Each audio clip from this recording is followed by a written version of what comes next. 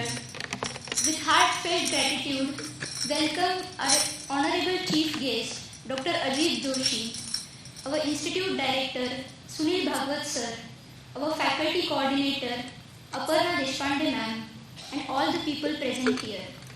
Today, we have gathered here to commemorate the 394th birth anniversary of Chhatrapati Shivaji Maharaj, a legendary warrior and a symbol of valor.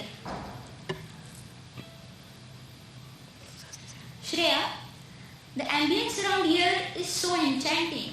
Don't you feel so? Yes, absolutely. And did you see how much admiration people hold for Chhatrapati Shivaji Maharaj? Yes, I did.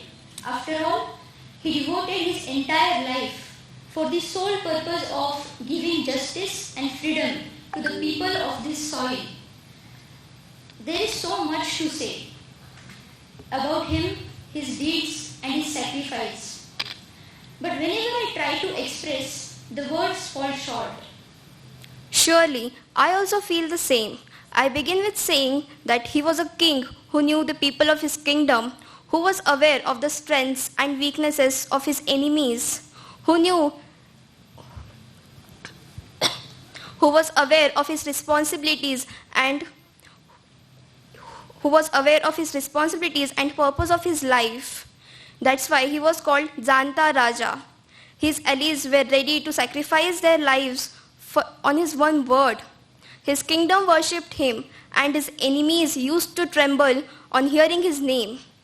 Yes, it's true.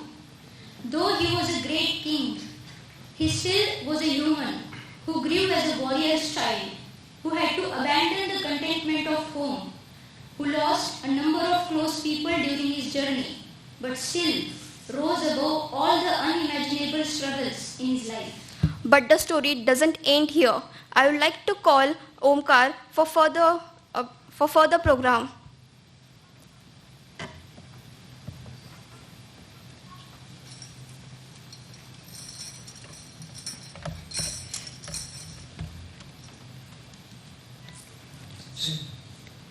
Thank you so much, Shreya and Aaditi. So, I welcome you all once again for this glorious event. I am very thrilled to start this program, and so, before starting, I like to say a few lines about Chhatrapati Shivaji Maharaj. In the dawn's embrace, where legends rise, we gather here beneath the skies to honor a king of noble might, whose valor shines in the morning light. With banners unfurled and spirits high, we pay homage as the day draws high. For Shivaji Maharaj, our guiding star, whose legacy reaches near and far. In the tales of old, his courage bold inspires the young, the brave, the old. With every step, he carved his name in hearts of flame with eternal flame. So let the drums beat, let the trumpets sound, as we stand on the sacred ground in honor of Shivaji Maharaj, whose spirit guides us on our way. With reverence, greed, and pride untold, we hail the king of warriors bold. For his footsteps, we find our path as we begin this show in this glorious afternoon. To start this auspicious event, I would like to welcome my PhD friends who will be performing Abhanga. Marathi Abhanga songs are devotional and poetic compositions typically sung to praise the Hindu deities. These songs are deeply rooted in Maharashtra's culture and tradition, often conveying themes of devotion, surrender, love, and the divine. Abhanga, characterized by their simplicity, rhythmic patterns, and emotional depth. They hold a special significance in the hearts of the Maharashtrians. So, please welcome them with a round of applause.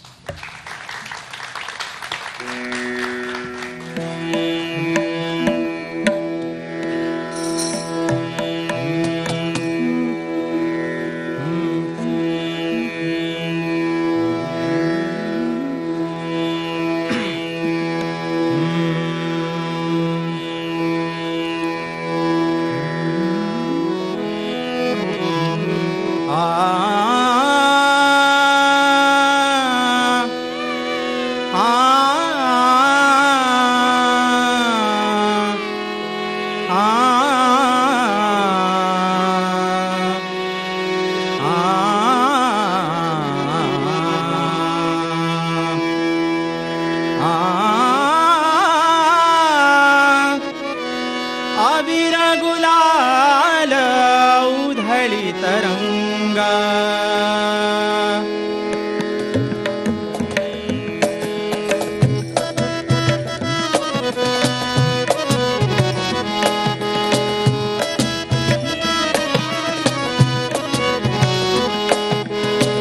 अबीर गुलाल उधळी तरंग, अबीर गुलाल उधळी तरंग, अबीर गुलाल उधळी तरंग, रंग रंग अबीर गुलाल उधळी तरंग.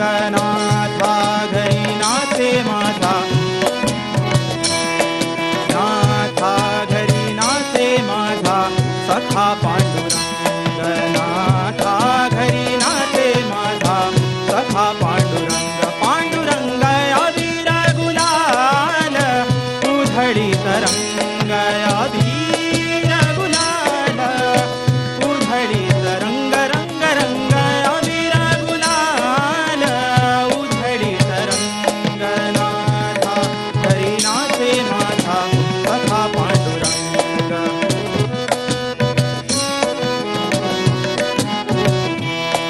नाथा घरी नाचे, नाथा घरी नाचे, नाथा घरी नाचे, नाथा घरी नाचे, नाथा घरी नाचे, नाथा घरी नाचे माझा सखा पांडुरंग. पांडुरंग अबीर गुलाल उधळी तरंग.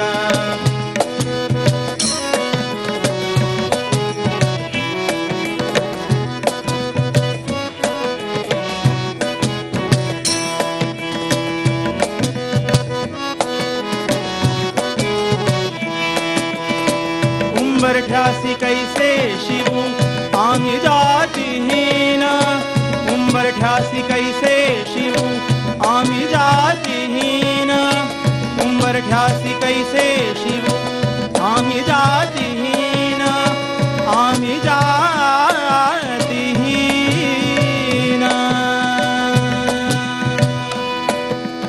उंबरठ्यासी कैसे शिवू आम्ही जातीहीन, उंबरठ्यासी कैसे शिवू, उंबरठ्यासी कैसे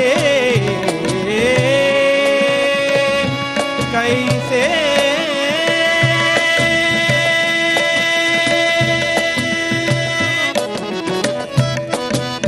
कैसे शिवू आम्ही जातीहीन.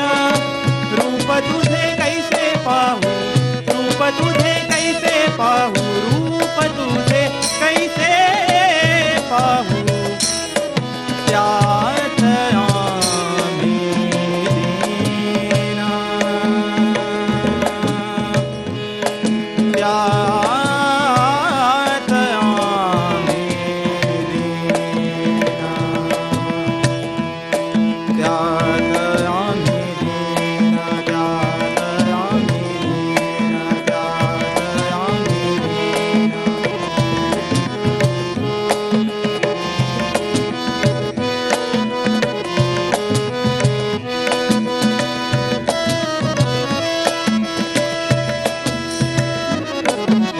उंबरठ्यासी कैसे शिवू आम्ही जातीहीन, रूप तुझे कैसे पाहू त्यात आम्ही दीन.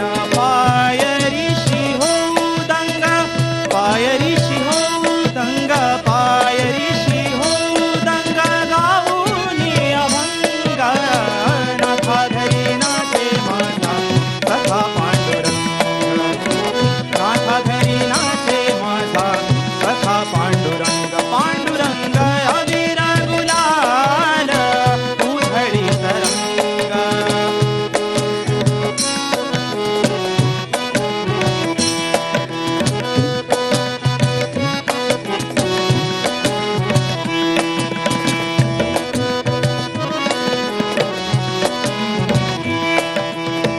वाळवंटी गावू,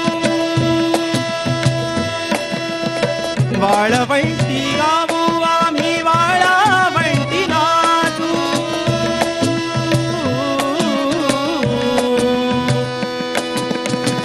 वाळवंटी गावू आम्ही वाळवंटी गावू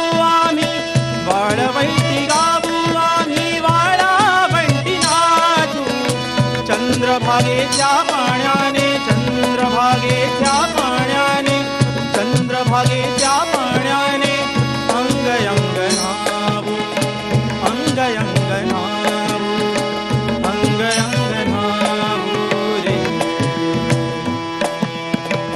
अंग अंग न्हावू रे वाळवंटी गावू आम्ही वाळवंटी नाचू चंद्रभागेच्या पाण्याने अंग अंग न्हावू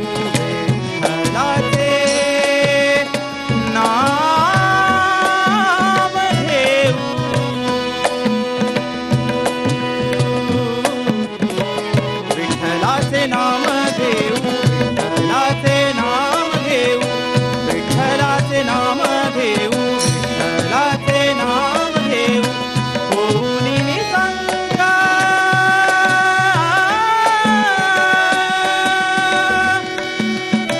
नाथा धरी नाचे माझा स्वतः पांडुरंग नाथा धरी नाचे माझा स्वतः पांडुरंग पांडुरंग अबीर गुलाल उधळी तरंग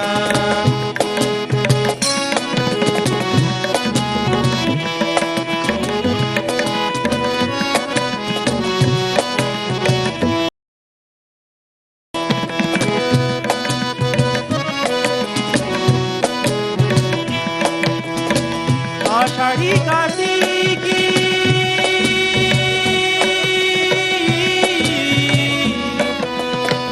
आषाढी कार्तिकी भक्त जन येती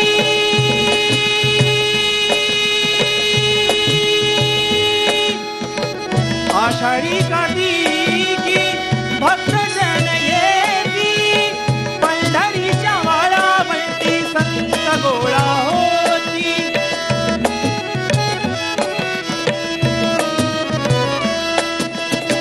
पंढरीच्या वाळावरती संत गोळा होती पंढरीच्या वाळावरती संत गोळा होती चोखा म्हणे नाम घेता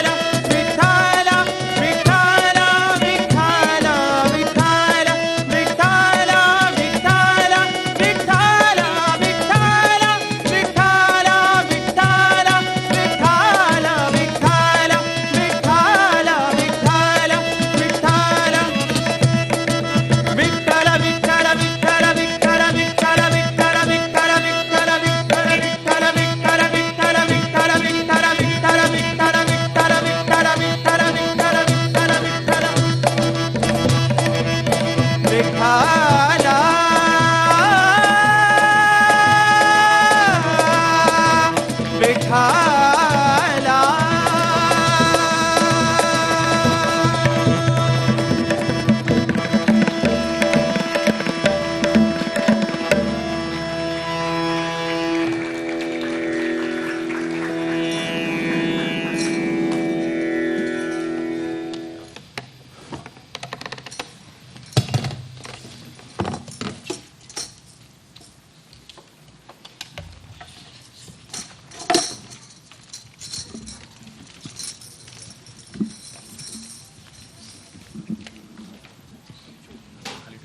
Wow, what a soul-awakening performance.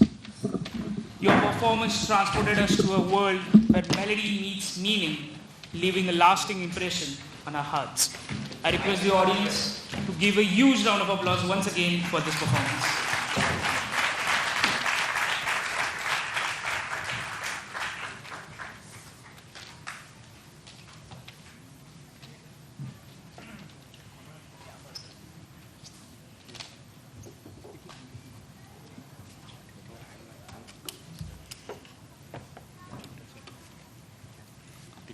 Now, our Honorable Director of our prestigious institute, Sunil Bhagwat sir, will address us.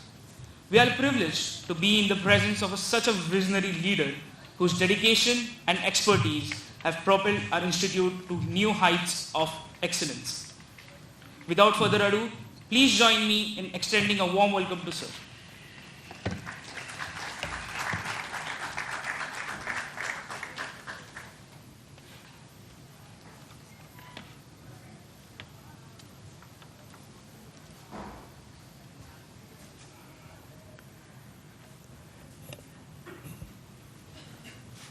My colleagues from the institutes and student friends, good evening to you all.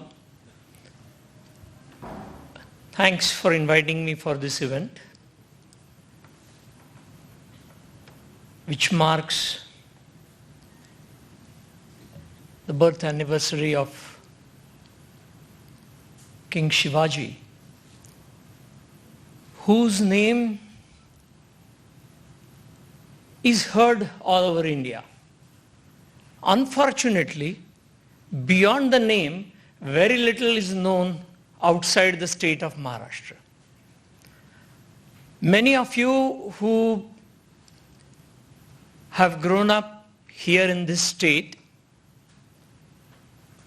and have gone through the state board syllabus have perhaps learned much more about the Maratha history and especially about Shivaji. However, people from other parts of the country, I would say they are not that privileged, and they would have heard very few things about Shivaji, except that he is the person who gave birth to the Maratha Empire, which at one point of time was the largest ever empire in the country. Even the Mughal Empire did not have a stretch as much as the Maratha Empire had. But that is not what distinguishes Shivaji from all other rulers. If I have to say specifically 2 or 3 events which are known across the country and perhaps across the world in Shivaji's life, one of them is the battle, or a bigger than a battle, I would say a war, which he lost. And at the end of it, he had to sign a treaty with his largest enemy at that time, and had to agree to go to the heartland, to the headquarters of the enemy, where he was put in house arrest. And very famously, after a few months, he escaped from that house arrest at Agra. And that was one incident which was noticed not only by the entire country, but even people from outside. And many people have heard a little bit about that particular period of his life. But our today's speaker, Dr. Ajit Joshi, who is a technologist. He is an oil technologist with a PhD in oil technology. But when a scientist decides to go after something, he or she doesn't leave it at just what they hear. He heard about this incident where King Shivaji is supposed to have very famously escaped using means which he will only talk to you, but the most famous belief is that he escaped through a sweet box, a largish sweet box where a person can get accommodated, and managed to reach hundreds of kilometers away back to his headquarters.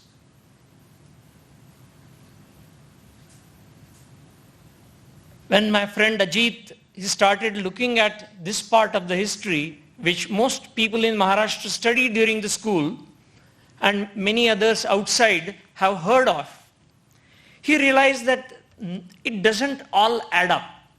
And he went behind it like a scientist would after something which you observe in the laboratory, and then you try to find a reasoning behind it, and you don't put it down till you are satisfied that you have found some answer to it. He went behind this particular story with the same zeal and ended up writing a very celebrated book in Marathi called Agrahun Sutaka. So it is in that context that we have invited Dr. Ajit Joshi here for today's function. Shivaji's characteristics and why he is so well remembered even after a few hundred years, one of them is guerrilla warfare. And if somebody asks me what is guerrilla warfare, a conventional army, if it does not win a battle, it loses. But a guerrilla army wins the battle if it does not lose. The difference being, it is not always necessary to win a battle. If the enemy cannot defeat you, that is the victory for a guerrilla warfare. That is a very well studied and well used technique by King Shivaji during his life to take full advantage of the geography of the region. And maybe on some day we will be fortunate enough in inviting another great individual I know who has written a book specifically about the war strategies of King Shivaji and what lessons we can take from that today. Maybe one day we'll invite him for a talk here. But the one aspect as a ruler which distinguishes him,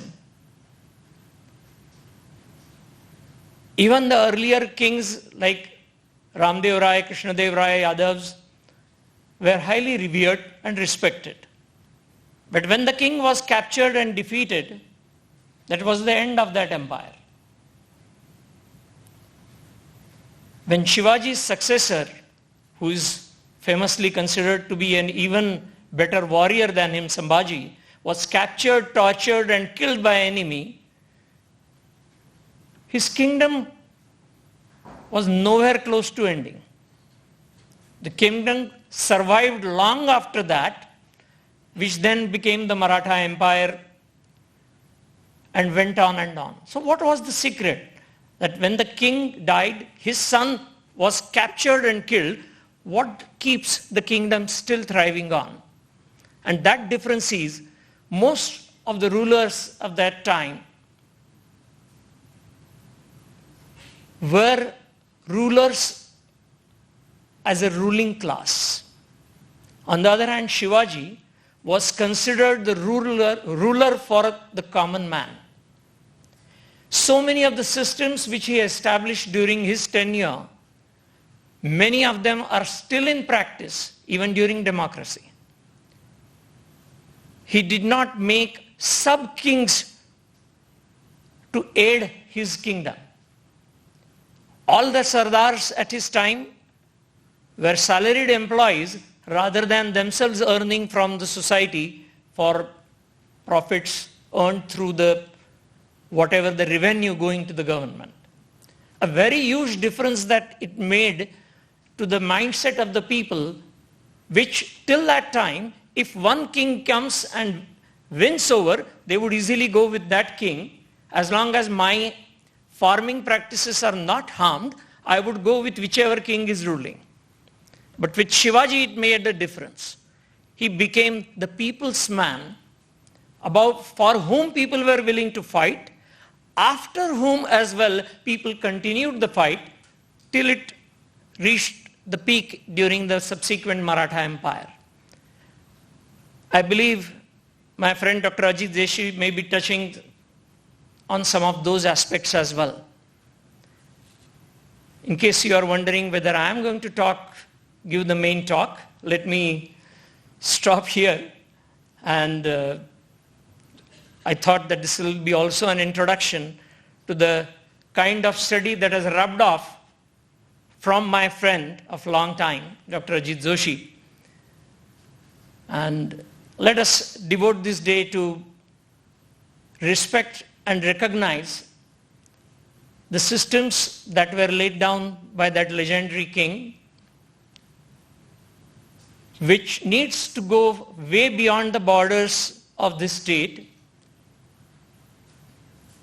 and which needs to be celebrated always. So, thank you for inviting me and have a good time.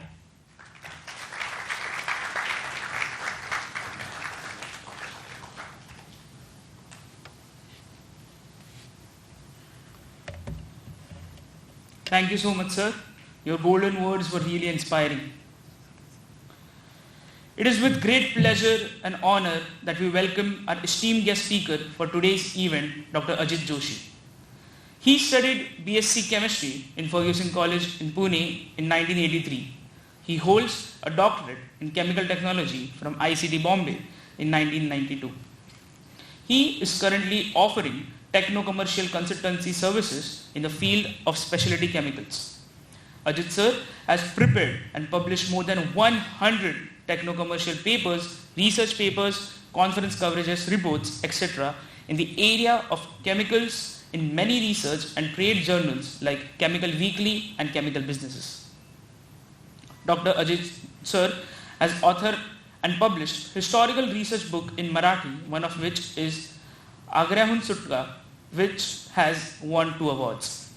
He has also helped several other authors to create and publish several historical research books in Marathi and English.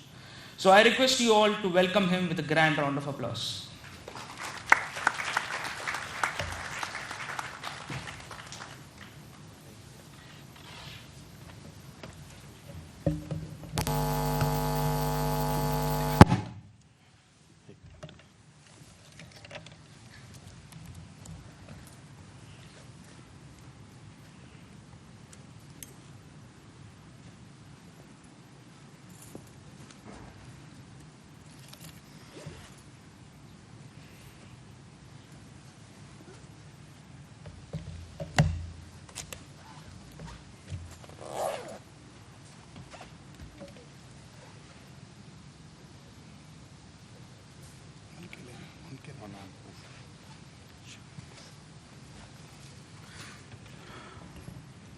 Thank you very much for the nice introduction.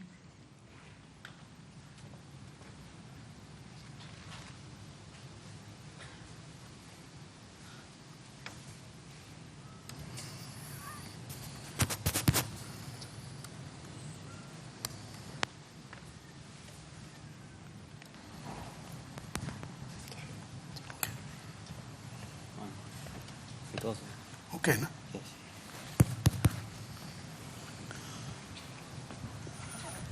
On today's great occasion, we'll learn, I think, one of the less known aspect of Chhatrapati Shivaji's character. we'll learn how he escaped from Agra with a new perspective. You all know probably the story of Sweet Meat Box, which our director, Dr. Bhagwat, mentioned. But actually that was not the case how he escaped. So we'll see Raja Shivaji's great escape from Agra in 66 AD.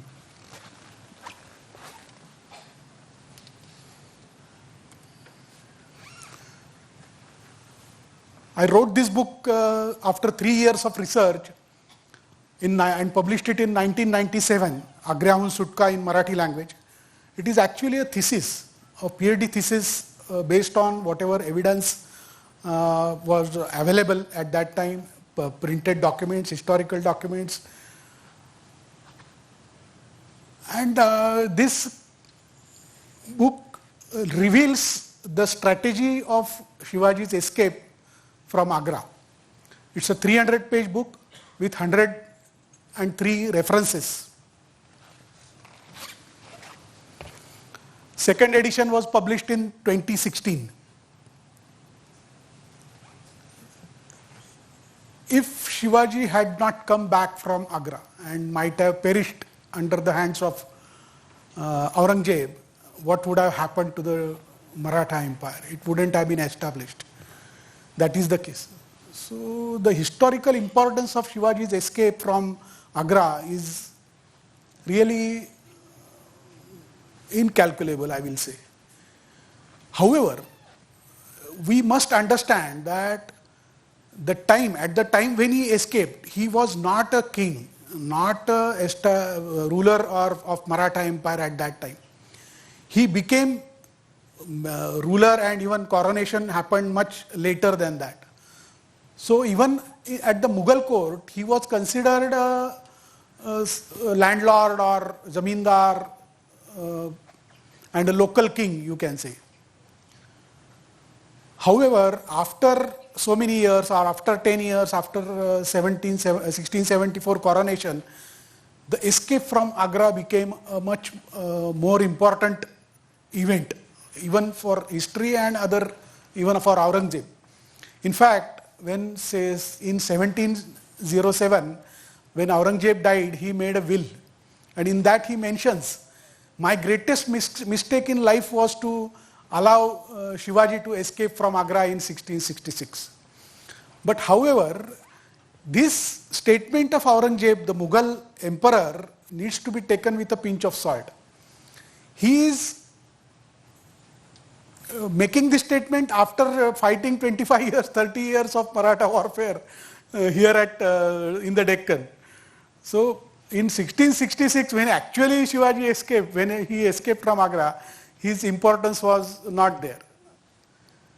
So this is a more than 355 years old mystery today, which I have tried to unravel through this study. But I will still say that this is not a fully understood mystery even today. The sweet box theory, you know, Shivaji Maharaj and his son Sambhaji, they escaped by concealing themselves in big sweet bamboo boxes, and after coming out of the house arrest area, they went riding on the horses first towards Mathura to keep Sambhaji Maharaj with family, Marathi family there, and Shivaji Maharaj and his colleagues went riding south to the Deccan. However, this particular story or this hypothesis has a lot of I would say contradictions, which I will explain later. I will focus mainly on the theory or hypothesis which I have proposed in this book after considering all the available evidence. Mark my words, all the available evidence and their proper interpretation. What type of evidence and all that we'll discuss. Just like Dr. Bhagwat said, it is like a scientific experiment. What we carry out in our laboratories, we carry out an experiment, see the results, and then interpret them. Similarly, this is the methodology which we have used here. To understand the context of escape from Agra, we need to go slightly. Ram Singh led both of them to Diwani Khas. They entered the court, Diwani Khas, put their presents to Aurangzeb. After that, the court officer, Mr. Asad Khan, he conducted both of them to certain position which was meant for Mansabdars of 5,000 horsemen. We need to remember here that Sambhaji Maharaj was already made Mansabdar of 5,000 horsemen as per the Purandar Treaty. That is why Asad Khan took both of them to that particular position.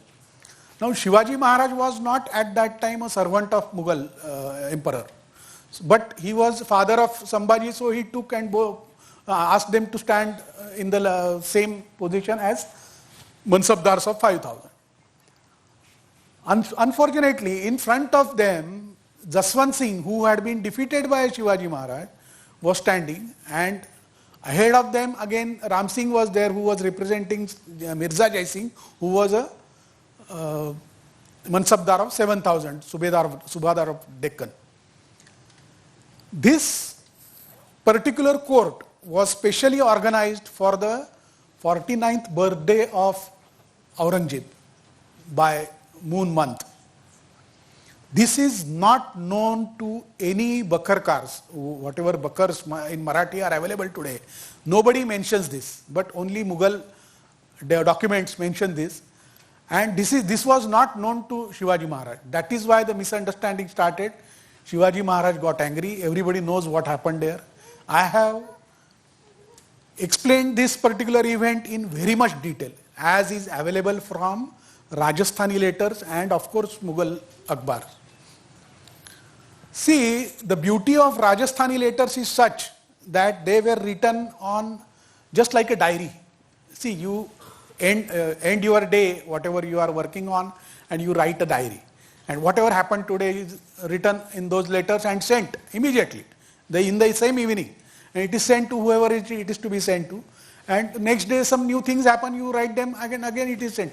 So it is like a diary. You cannot really say that these letters have been written after a month or so. So every day whatever happened has been written there on the same day and conveyed to the receiver. So this helps us reconstruct actually the full event, how things happened. Of course, we cannot get the full picture in one document. You need to have different sources of documents and collate it together to understand the full event. See, this whole event, Agra escape, is like a, what you can say, damaged painting, large painting, where there are several damaged portions and you have to connect the dots. There seems to be a tree on here, there seems to be a bridge here on this picture. So we need to connect that. This is happening here in inventing or discovering this particular event. So after this historic event, when Shivaji Maharaj got angry, the minuteness of the descriptions available in the documents, Shivaji Maharaj was facing Aurangzeb, emperor who was sitting at a high throne. Ram Singh was also facing Aurangzeb, so Ram Singh actually could not see what Shivaji was feeling.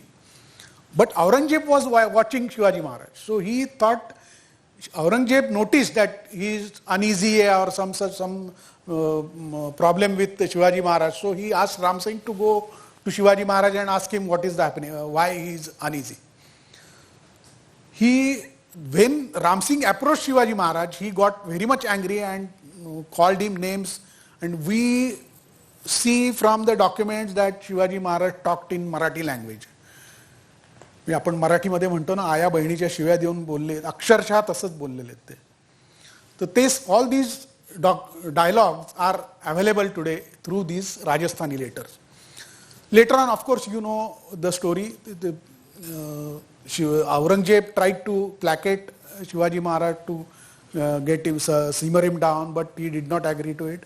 And he thought that he had made a mistake, and he started saying that you kill me, I am not going to in front of the emperor again and all that. So Emperor Aurangzeb, he allowed or told Ram Singh to take him to his quarters and asked him to rest. The next day, after Shivaji Maharaj understood what was the darbar for, or the court, special court was held for, he had misunderstood that this court was held to honor him specifically. But that was not the case. That was going to happen later on. When he understood that, he sent several applications to Aurangzeb asking him to forgive, and several such applications happened through various officers of the Mughal court, Wazir Jafar Khan, Wazir Amin Khan and all that.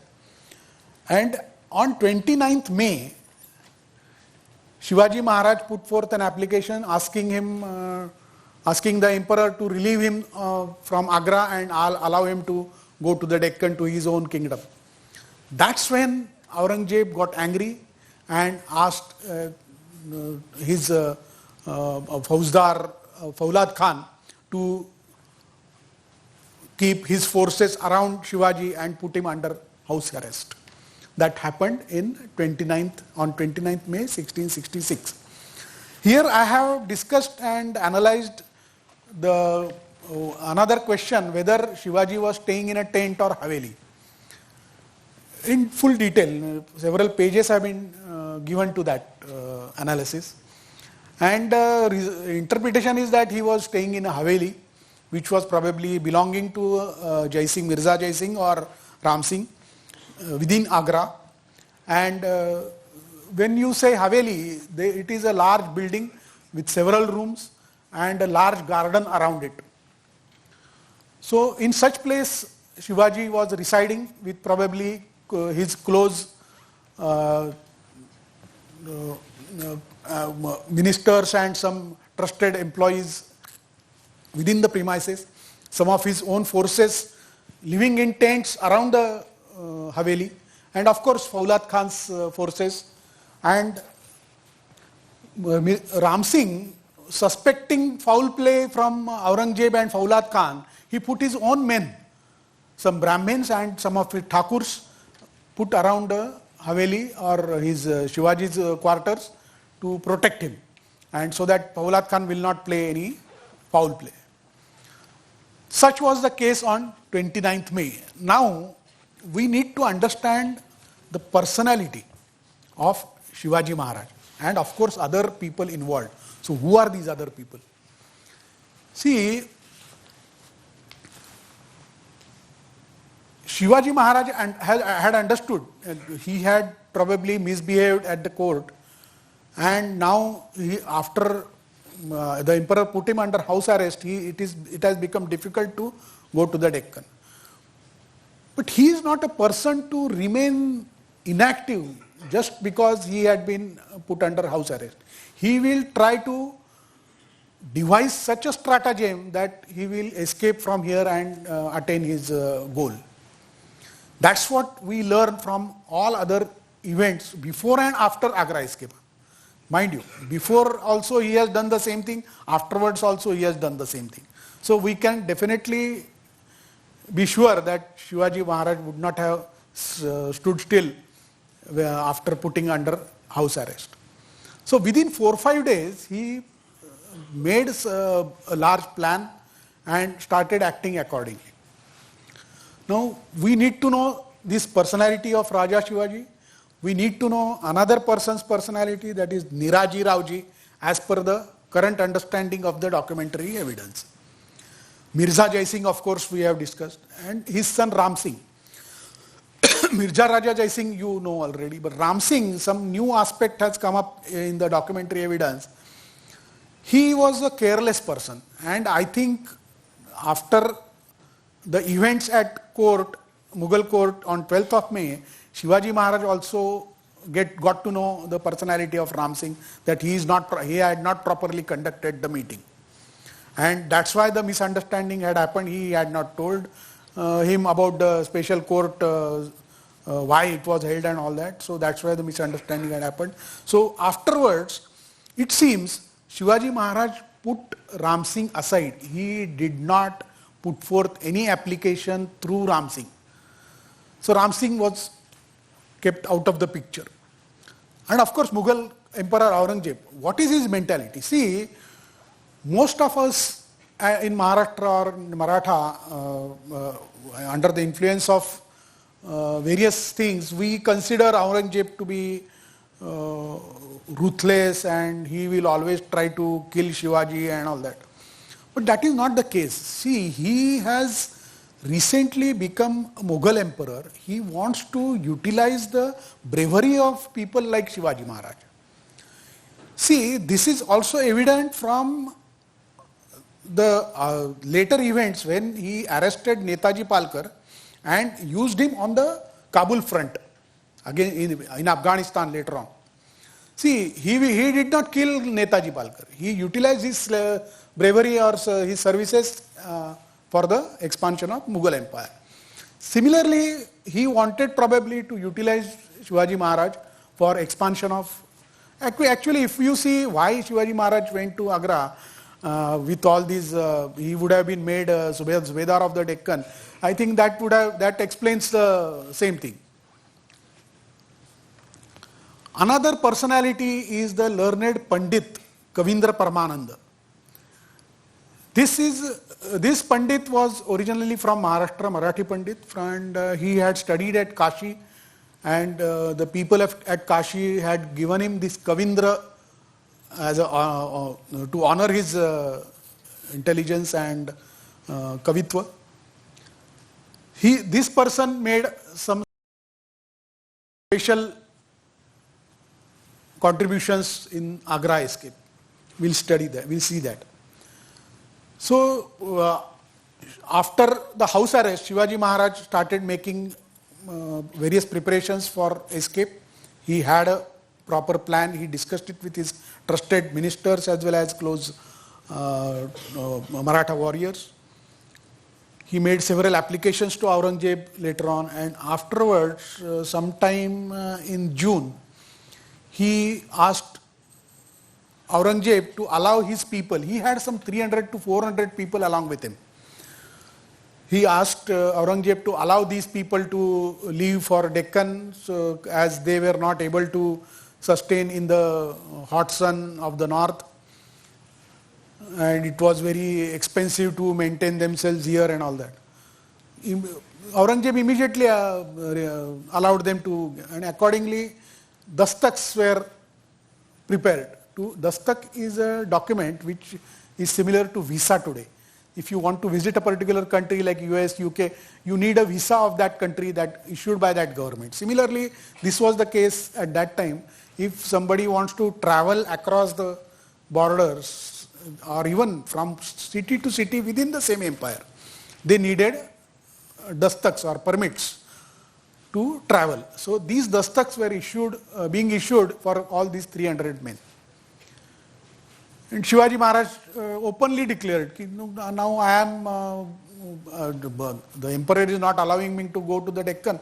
I will remain here and serve him and let my people go to the Deccan.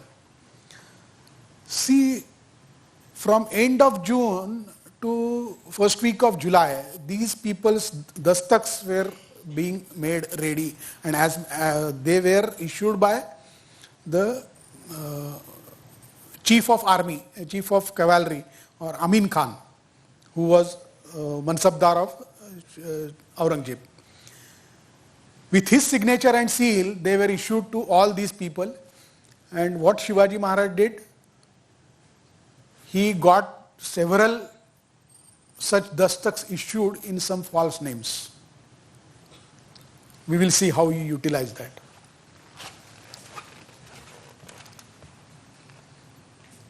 So in the first week of and second week of July, Shivaji Maharaj's men, they started leaving Agra and traveling towards south in groups, maybe 30, 20, 40, 50, some such groups they formed and started leaving Agra.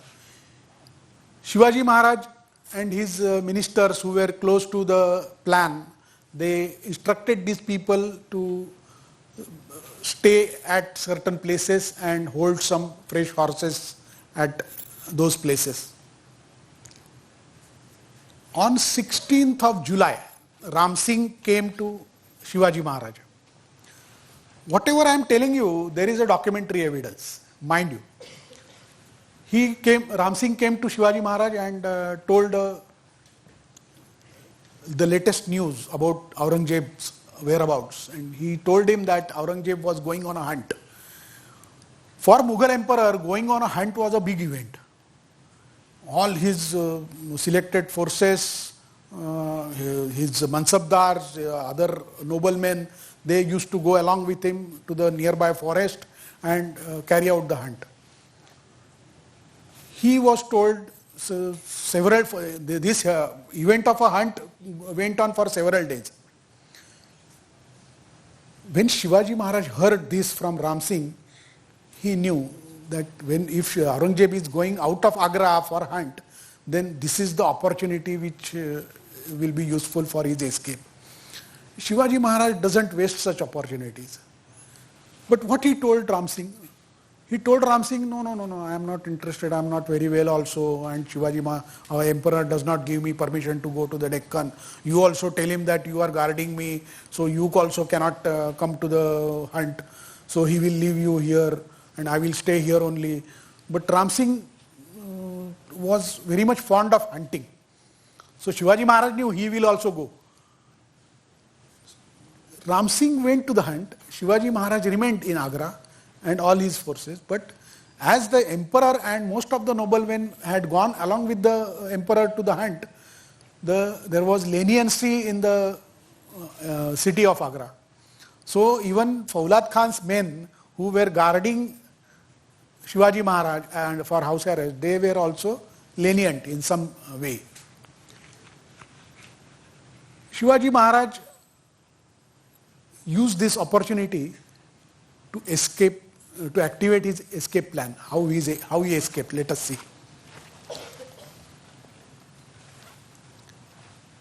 He planned felicitation of Pandit Kavindra Paramananda.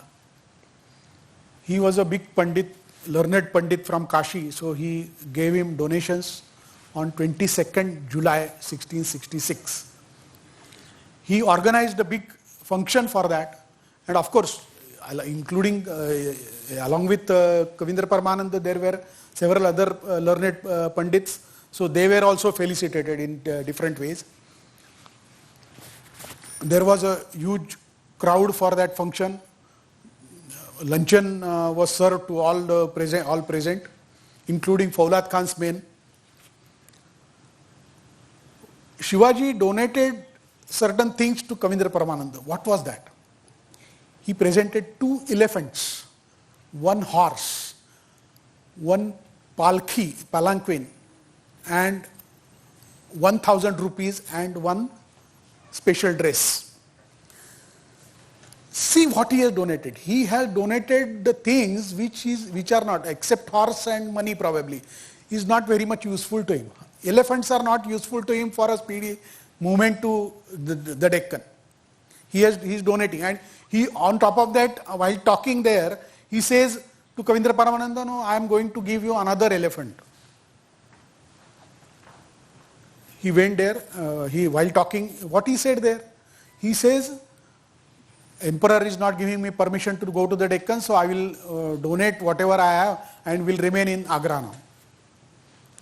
After making this statement, he went inside his quarters, removed his beard, put on a pagdi of a Brahmin, came in the attire of a Brahmin, and by that time, the luncheon was served. People had started leaving, even including Kavindra Paramananda. In addition to all these gifts, Shivaji had donated him or sent with him from 40 servants, 40 of his men to go along with Kavindra Paramananda. They started moving out of the Haveli premises with proper dastaks. And some of these Brahmins were put into palanquins. They were traveling in palkis. In one of the palkis, Shivaji Maharaj in the attire of Brahmin. Pandit, he also sat in a palki, and that palki was moved out of the Haveli grounds. Of course, some of his trusted ministers also travelled through their own palkis to along with Shivaji Maharaj. This is how he moved himself out of the house arrest Haveli.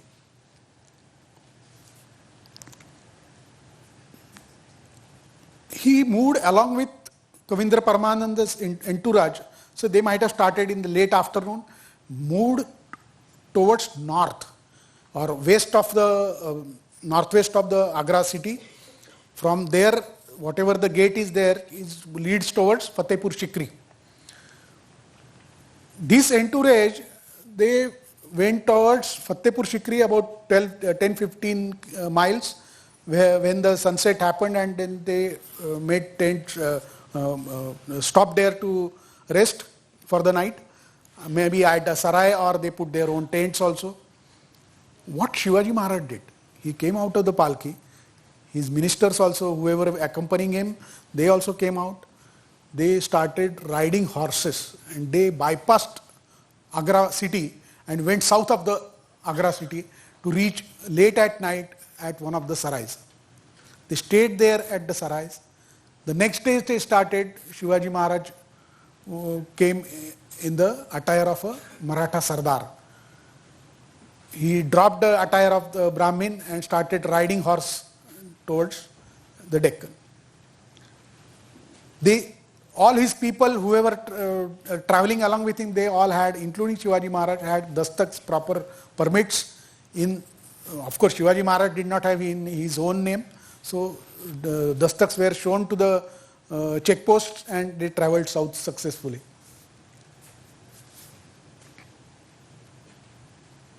So which was the day? Shivaji Maharaj escaped from Agra 22nd July 1666, which was a Sunday.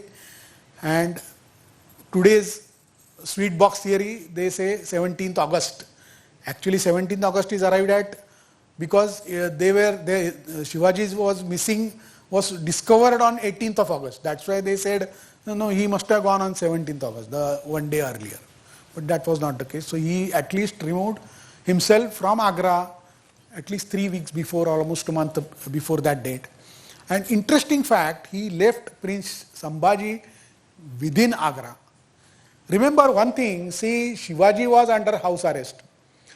But Sambhaji could go and visit Ram Singh place or even Emperor Aurangzeb's quarters also to play with his sons. He was not confined to the Haveli. That's why, that is another reason why he need not hide himself in a sweet box and escape. Sambhaji can go anywhere. But since Sambhaji remained in Agra, whoever saw Sambhaji, like Faulad Khan's men or other emperor's men, Sambhaji is there, so Shivaji also must be there. And Shivaji had made such a thing.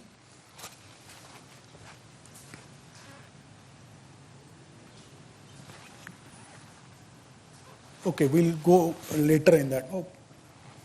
See, Shivaji's return route, as I explained, the way he went from Rajgarh to or Aurangabad to Agra, he took the same route southwards.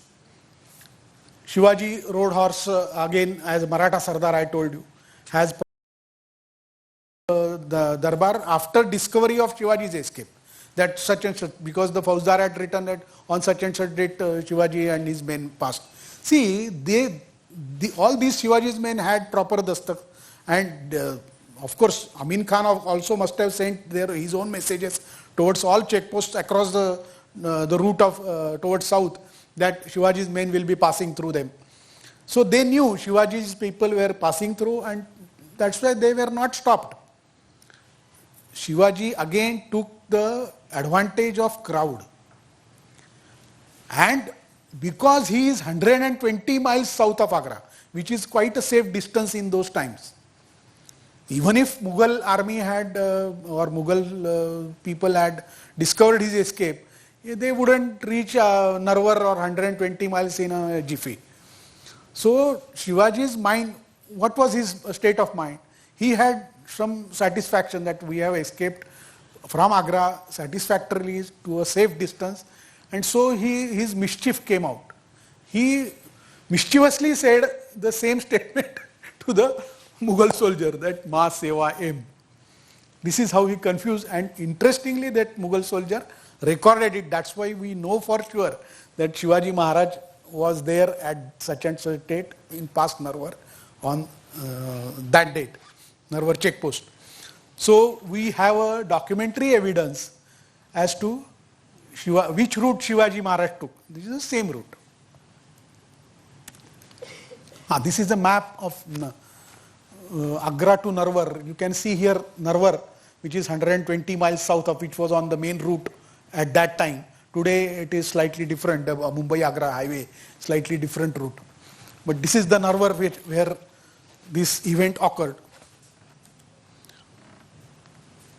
So Raja Shivaji and his men rode their horses towards south through Handia, Burhanpur to Chandwad. From Burhanpur they went to Chandwad, which is today in Nashik district, North Maharashtra.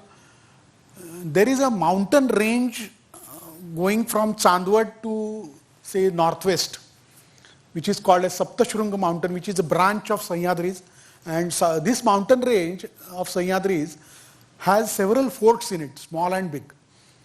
So they reached one such fort called Kaul-Dehir, which was renamed Manohargarh by Shivaji Maharaj later on. And some documents they list it as Manohargarh, some documents list it as Kaul-Dehir. So this is a new finding from this investigation. In my opinion, they reached around 5th of September to this Manohargarh. See, the location of this Manohargarh fort is such that it is close to Chandwad, which was actually a station of Mughal Empire, which was not ruled by or under the rule of Shivaji Maharaj. But they remained slightly close to Chandwad so that they could gauge the movements of Mughals in Chandwad because of its importance. And of course, Shivaji had his own men stationed in Chandwad, which used to send messages to Shivaji at Manohargarh. They stayed secretly at Manohargarh or Kaul-Dehir fort, which is small fort between two bigger forts, which is Indrai, Rajdair and Kanchanbari or Kanchanagad. They waited for several weeks. See, from here he sent messages to Mathura later on, but he waited there for whom? Neeraj Ravji. Neeraj Ravji had left Agra and went to Mathura, and he was taking a longer route to reach Shivaji Maharaj or South Deccan. So he waited till Neeraj Ravji's group reached Kaul-Dehir.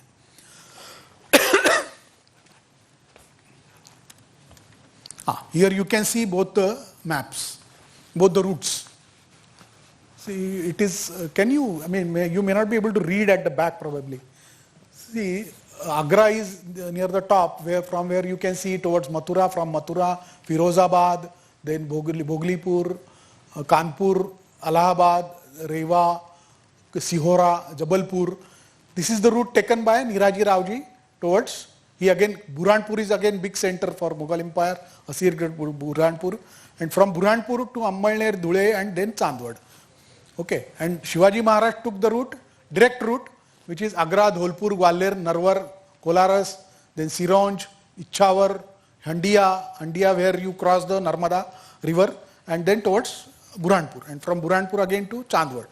These are the routes. This is the map from book itself where I have reproduced it here. And here is the map of the Saptashrunga range, of portion of the range which shows Kaul-Dehir at the center near the top, Kaul-Dehir which is Manohargarh, and Chandwad is on the right bottom. You can see the mention of Mumbai-Agra highway, which is as present today. Indrai is another fort. Then you can see Kaul-Dehir. On the east of Kaul-Dehir you have Rajdair, and west you have Kachna. So this is a small fort, not much, 1000 meter height. The other bigger forts are much higher, so that you can remain hidden within the forts, but you have still access to Chandwad at a few miles distance. So from Chandwad or from Manohargarh, Shivaji Maharaj sent messages to Mathura. See, he had on 5th of September, he had reached at a very safe distance from Delhi or Agra and very close to Rajgarh, his own kingdom. But he did not want to enter his own kingdom unless he ensured Sambhaji's safe return or safe release from Mughal Empire. So he sent messages to Mathura, to Trimal family. They must have received it, say maybe within 15 days time. His own messengers were traveling to Mathura. Trimal family started from Mathura along with Sambhaji around 20th of September. After that, Raja Shivaji reached Rajgarh Fort along with Neeraj Raoji in the first week of November. See, after sending messages to Mathura, he remained there, and around last week of October or 20th of October, Neeraj Raoji must have reached Kaulder. After a few days rest, they started back towards Rajgarh. So they reached Rajgarh around first week of November, around 5th of November. And from there he instigated rumor of Sambhaji's death. Sambhaji was lost on the way and all that. That story you already know. So that ensured safe return for Sambhaji Maharaj. So rumor of Sambhaji's death was instigated by Raja Shivaji himself, and Sambhaji Maharaj reached along with Trimal family to Rajgarh Fort on 20th November 1666. This is a recorded date. We have Jede Chekawali and other record dates.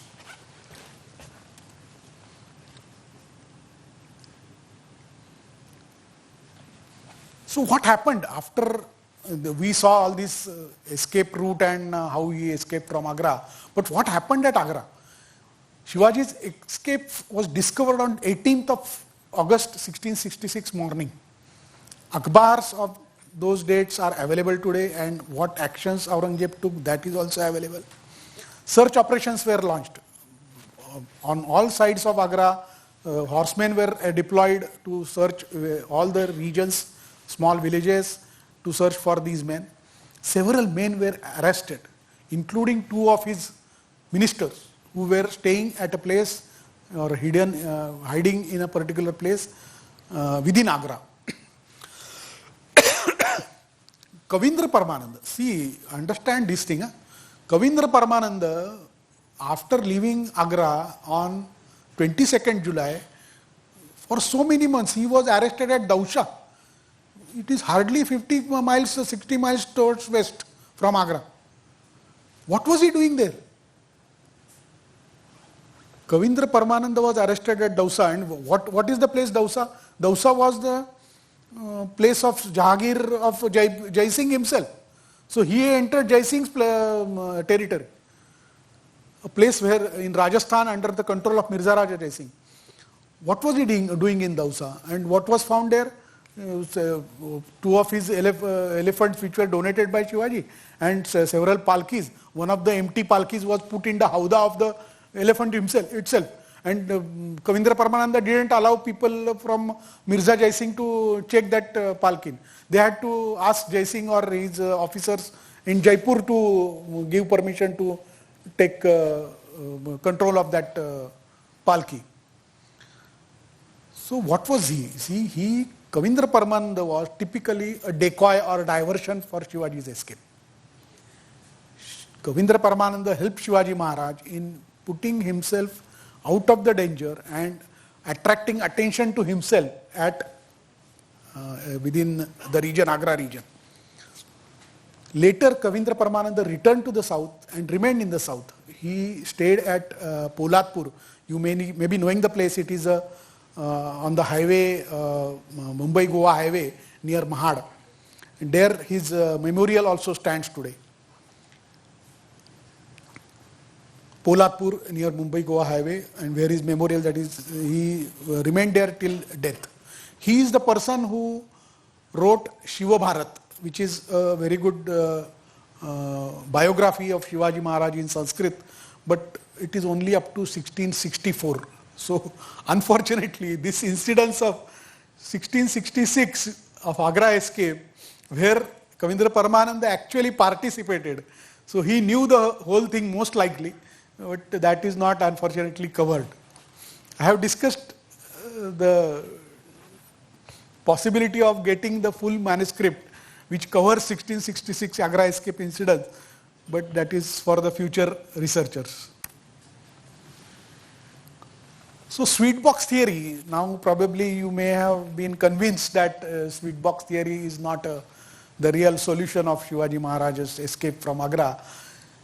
See, Shivaji Maharaj is such a personality where he thinks of safety first. He does not keep or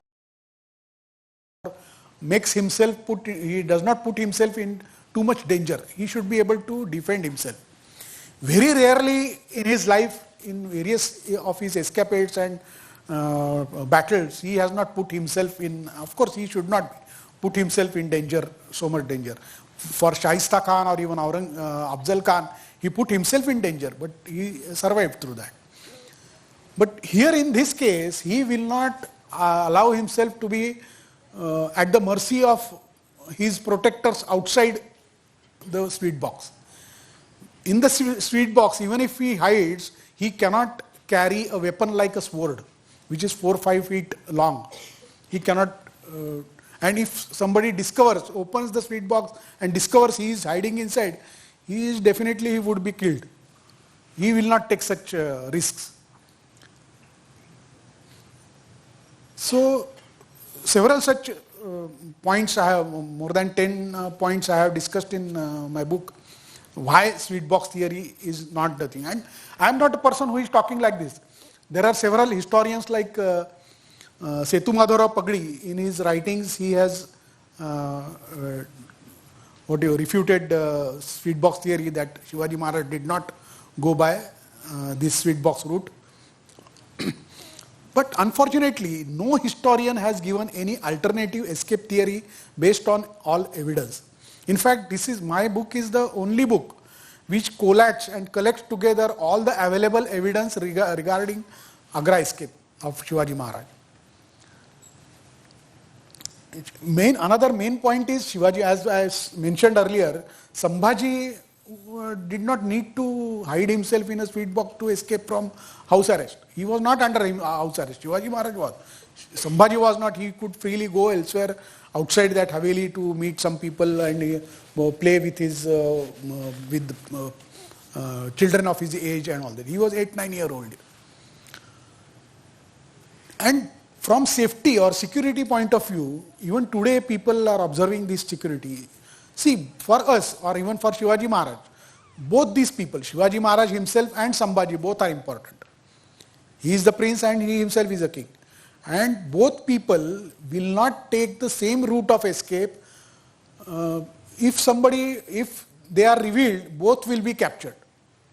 Even today, if VIPs are moving, say, from South Bombay to Central Bombay, today, father and son, I know personally some people, father and son, they will travel by 2 different cars, they will take 2 different routes to reach the same office, starting from the same house they live together. This is happening today, so such things were, precautions were taken even in those days. And why I am saying this, even Baroda's king Sayajirao Gaikwad, it is a documented thing. He specifically instructed his own family members to travel separately in separate cars to take separate routes. He himself has instructed. So such practices were happening in those times as well. So sweet box theory is refuted in my book. The book starts with the explanation of this sweet box theory story, how it is wrong, and ends in a separate chapter why sweet box theory or how it propagated. Sweet box story originated at Agra. See, after Shivaji's escape was discovered, his Mughal soldiers were went around Agra and did not find Shivaji. Only a few men were arrested. Even Hiroji Farjan was not arrested, who was the last person to leave. He was also not arrested. The other two of his attorney or representatives of Shivaji were arrested, but that I have explained why they were arrested and all that. But they were left. Nobody was killed. So whoever had gone to Agra, all were released, maybe at a later date, but they were released alive and came back to the kingdom. So after discovery of Shivaji's escape, even after 8 days, nobody could arrest Shivaji Maharaj, find Shivaji Maharaj. These Mansabdars, they saw an empty sweet box in the premises of Haveli, and they decided he must have escaped through sweet box, and nobody was could discover it. So they told this to Aurangzeb. Aurangzeb was intelligent enough that Shivaji Maharaj must have had some different stratagem to escape and made a fool of all his officers. So he just didn't comment on it and let it go. See, this is where again we need to understand what was the importance of Shivaji at that time for Mughal Empire. He was not so big as he was in 1674 or 1680. Remember that. And Shivaji Maharaj was also so brave that Mughal emperor wanted to utilize his talents. So Aurangzeb let it go at that time, and he wanted to rule his subject, so he kept it that way. So nobody was punished. Of course, Ram Singh was punished to some extent, and people say Mirza Jai Singh was poisoned later on, a year later, by Aurangzeb himself. So this is how the new hypothesis of Agra escape stands. It is discussed. This is the content page or Anukramanika, and what the various chapter heads are there in my book. You can see the detailed content, पेटाऱ्याची कथा आणि साधन चिकित्सा, मिर्झा राजा जयसिंहाची स्वारी, तहानंतर शिवाजी महाराज आग्र्यास का गेले, राजगड ते Agra. See, these routes are discussed very much in detail. How were these routes, how people traveled, including sarais, the lodges. A separate section has been dedicated to explain how these sarais operated and how they were kept, what services they offered and all that. Agra and Aurangzeb, how was Agra city at that time? What was the personality of Aurangzeb? What was the personality of Shivaji Maharaj? While explaining these personalities, I have tried to confine myself to most extent on the events prior to 1666, so that there is no, you cannot say that no, this happened later on, so you cannot say these characteristics to be, but that I have kept it to the minimum. And how Shivaji Maharaj planned his thing, escape, and how escape, I have explained how he escaped and all that. Manohargarh, this is a surprise finding. So where this Manohargarh is, a lot of documents were studied, and this was identified as Kaulder. See, I am not saying that he stayed at Kaulder. Documents are saying he stayed at Kaulder. That's how the name of Manohargarh has come up, and how the events happened later on after his escape was discovered. There are 10 maps showing, 2 of them I have already shown you, Purandar Treaty, which forts were given to Mughals and which were kept with Shivaji Maharaj, how Shivaji went to, or by which route he went to Agra fort, Saptashrunga mountain range, those I showed you, Manohargarh also I showed you, various routes taken by Shivaji Maharaj and Neeraj Raoji. And there is another incident at Indore. The famous story people know that Shivaji Maharaj was traveling in attire of sadhu and along with Neeraj Raoji, and he happened to have dinner at a small farmer's place where the lady of the house taunted Shivaji, taunted sadhu while eating his rice and dal, that he is not protecting his kingdom and allowing dal to spread across his plate.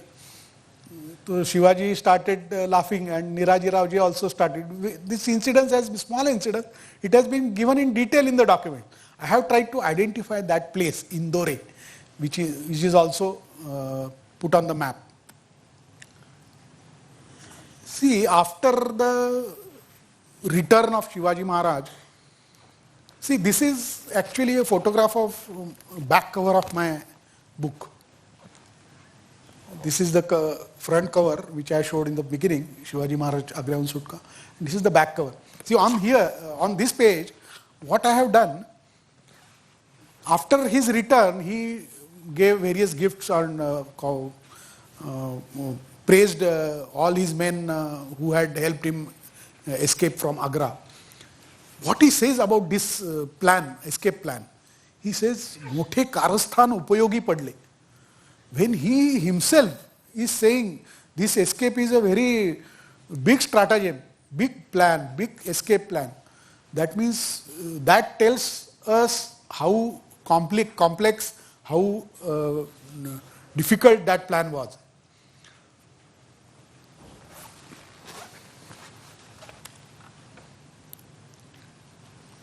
This book has won 2 awards. One is Dr. Gune Award from Maharashtra Granthotejak Sanstha, Pune. Another one was given by Jnana Prabodhini. I think Dr. Gune Award from Jnana Prabodhini and Justice Ranade Award from Maharashtra Granthotejak Sanstha. Vadi Kulkarni, Professor Dr. Vadi Kulkarni, who is a great Marathi teacher and of course student of literature, studying literature and literary critic. He presented that Justice Ranade Award to me, and while presenting it, he had of course read the book and selected the book for the award.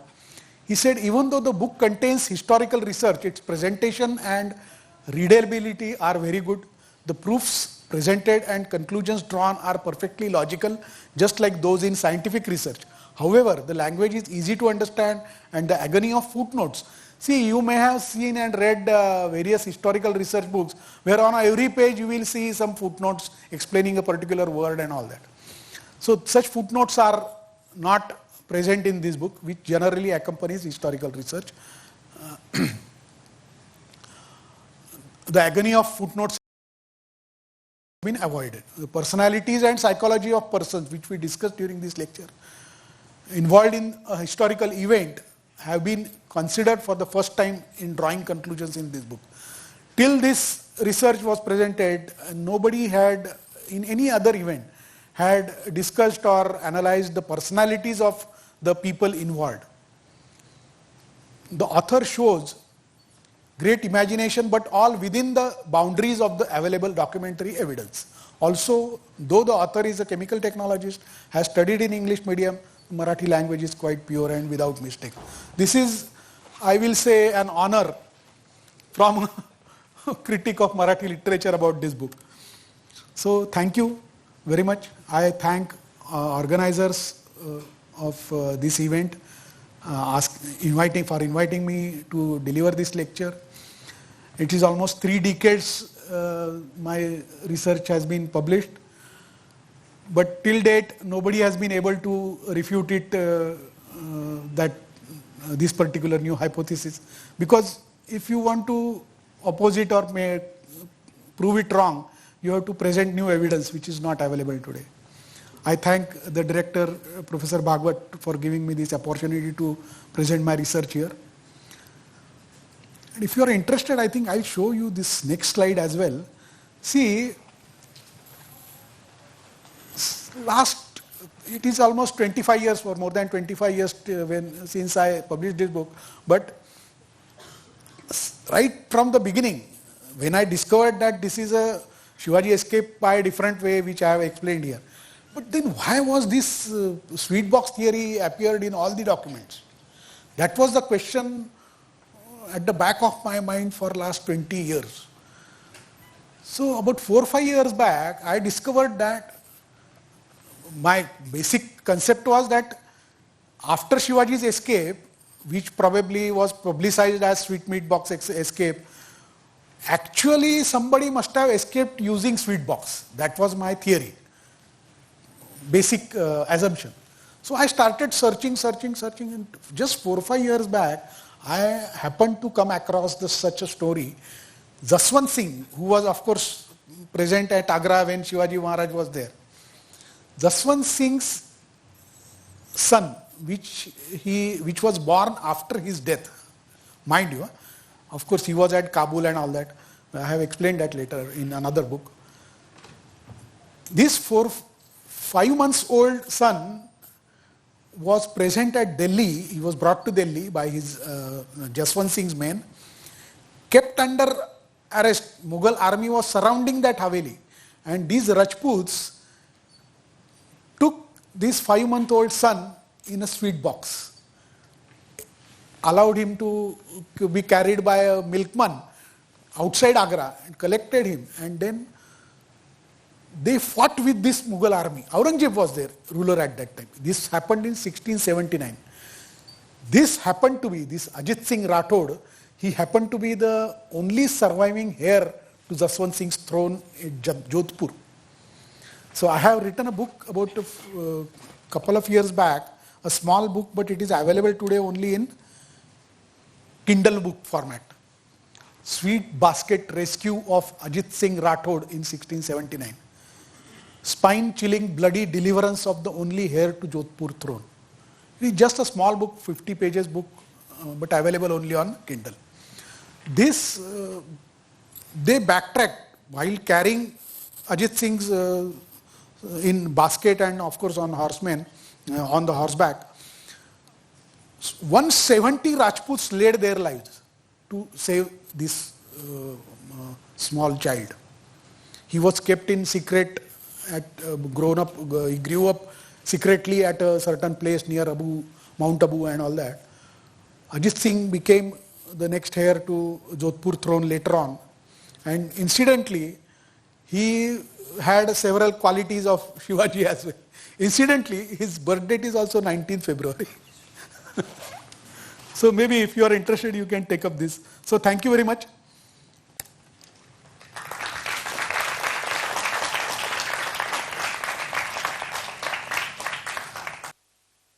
I hope I haven't exceeded too much.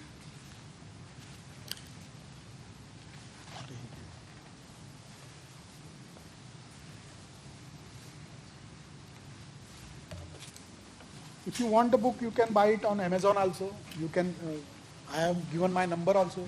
You can WhatsApp me. I can send it to you. I am giving one copy to Maay Marathi Mandal with Dr. Deshpande.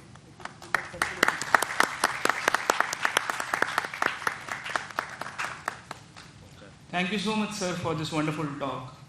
It was a privilege to hear such great things about such great thing from such a great man. I request all the audience members, please be seated for an upcoming energetic performance. But before that, I request Ajit sir to please come on the stage for a small token of love.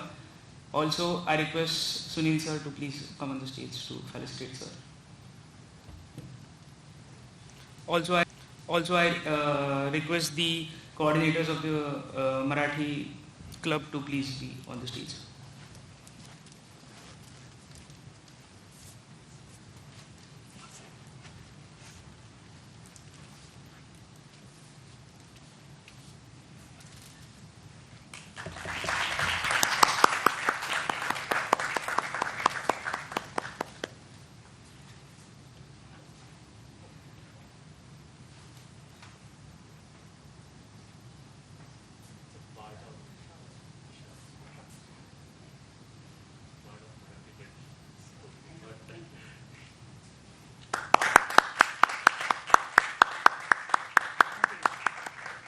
Thank you so much, sir.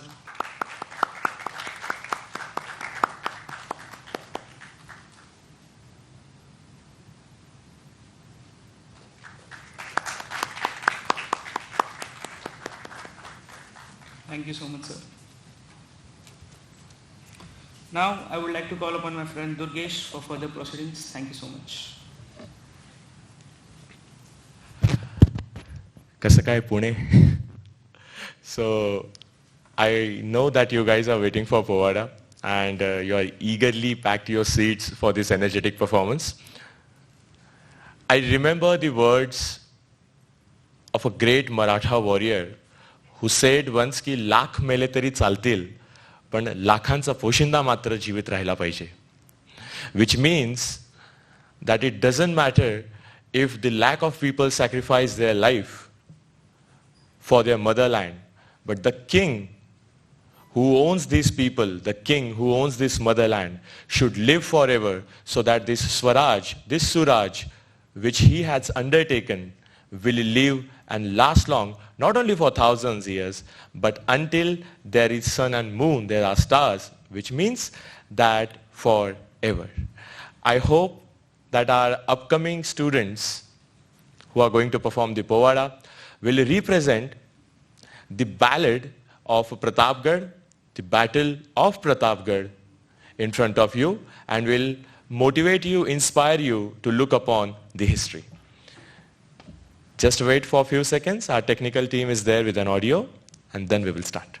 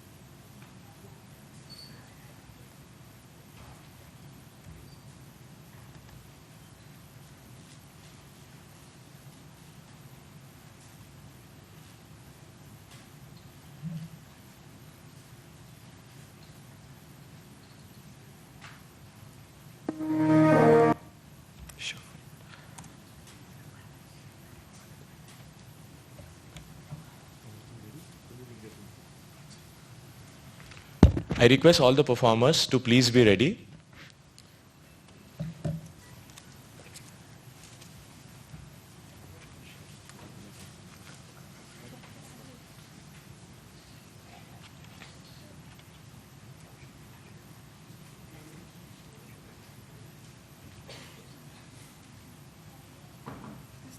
So before starting this historic performance, I would like to introduce this incident in a short. Pratapgarh, a fort which is situated near Pune. Shivaji Maharaj, who was a great warrior, he was invited by Afzal Khan, who was sent by Badi Begum, who was the mother and also one of the dynastic figures in Adil Shahi.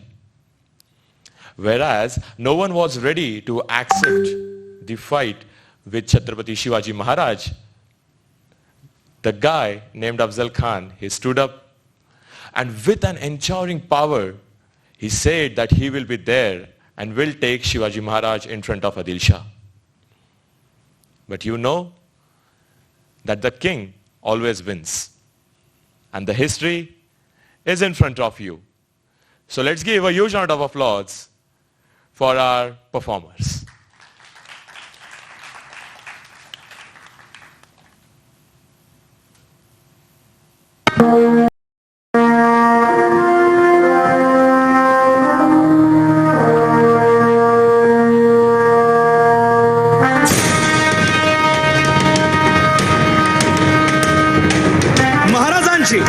Shivaji महाराजांची कीर्ती बेफाम होती.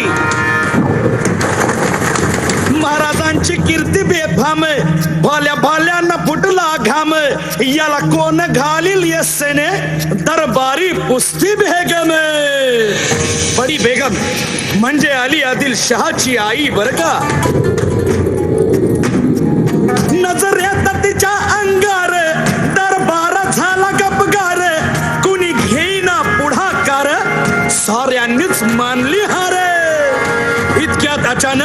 एक सरदार उठला, बोलला, हम लाएंगे शिवाजी को. आणि त्यानं विडा उचलला. नाव त्याच अफजल खाने, या नाव त्याच अफजल खाने, जिता जागता जणू सैताने. कान बोलला छाती ठोकून, शिवबाला टाकतो चिरडून.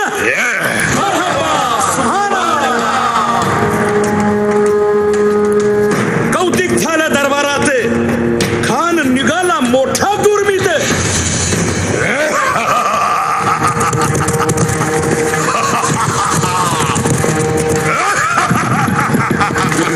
त्याच गोड दळ पायदळ, फौज फाटालाही बक्कळ. अंगीत हातीच पळ, पाहणारा खाक छळछळ.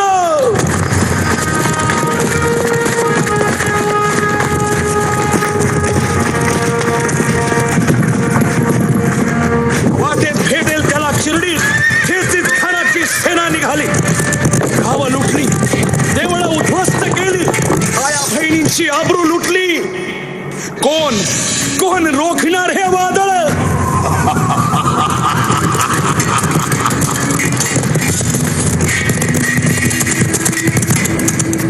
आता शिवबाचं काय खरं नाही.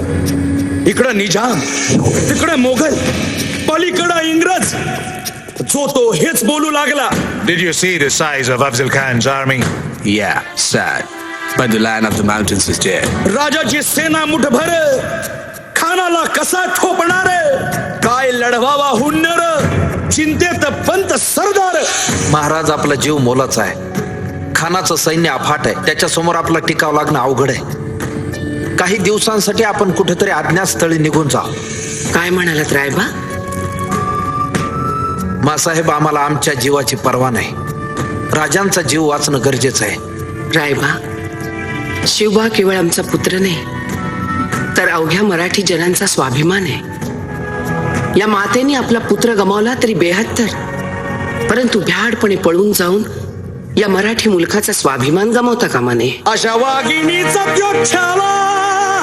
मासाहेब, आपला पुत्र आणि मराठी मुलकाचा स्वाभिमान विजयी टिळा लावूनच परततील. अशा वाघिणीचा त्यो छावा, तथास्तु. गनिमाला कसा ठेचावा, डोक्यात नेहमी कावा, भेटीचा धाडला सांगावा.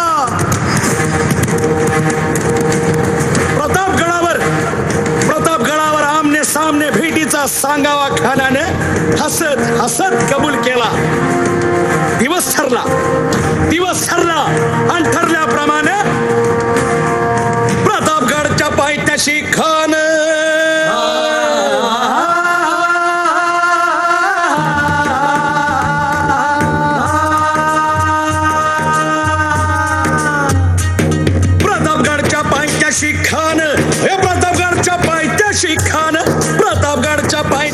खान आला बेगुमान नाही त्याला जाण. शिवाजी राजाच्या करामतीची, शिवाजी राजाच्या करामतीची, शिवाजी राजाच्या करामतीची. आणि त्यासे नाही जाणीव शक्तीची, त्यासे नाही जाणीव शक्तीची. आणि करील काही कल्पना युक्तीची.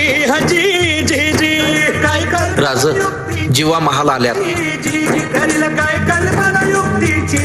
हजी जी जी. या जीवा काय म्हणतोय खान? महाराज, खानाला तर खात्री पटली की आपण घाबरलात. छान, आम्हाला हेच हवं होतं.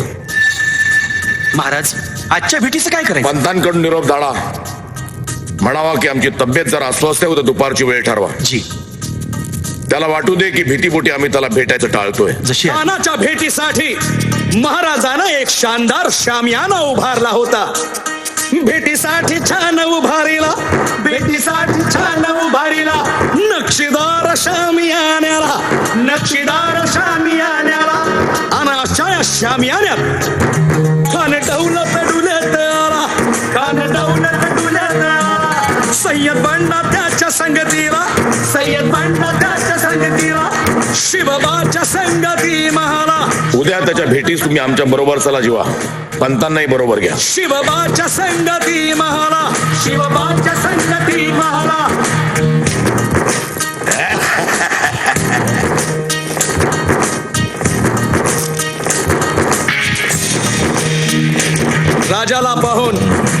राजाला पाहून खान म्हणतो कसा, आओ आओ शिवाजी, आओ हमारे गले लग जाओ, आओ। खान हाक मारी तो हसरी, खान हाक मारी तो हसरी, रोकून नजारा गहिरी जिरहा जिरहा जिरहा जिरहा। खानानं राजाला आलिंगन दिलं आणि दगा केला. खानात अभिमान मान्याला, खानात अभिमान मान्याला, कट्यारीचा वार त्यानं केला, कट्यारीचा वार त्यानं केला. खर खर आवाज झाला, खर खर आवाज झाला, चिलखत होतय अंगाला, चिलखत होतय अंगाला. खानाचा वार फुका गेला, खान यडबडला. इतक्यात महाराजानं पोटामंदी पिचवा ढकलला, पोटामंदी पिचवा ढकलला. वाघ नखाचा मारा केला, वाघ नखाचा मारा केला. टरा टरा पडलं पोटाला, टळा गेला खानाचा कोटला. भाई रे भाई रे आला जी जी, भाई रे आला जी जी जी. प्रतापगडचे युद्ध झाले,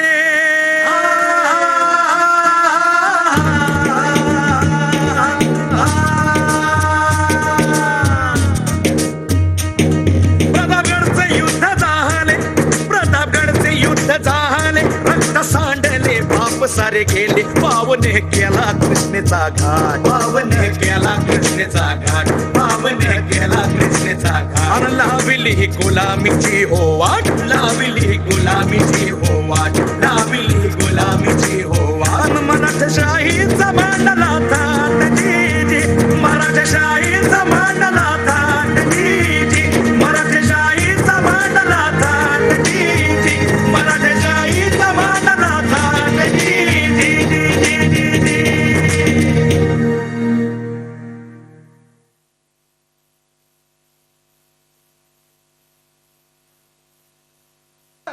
महाराजाधिराज छत्रपती शिवाजी महाराज की जय.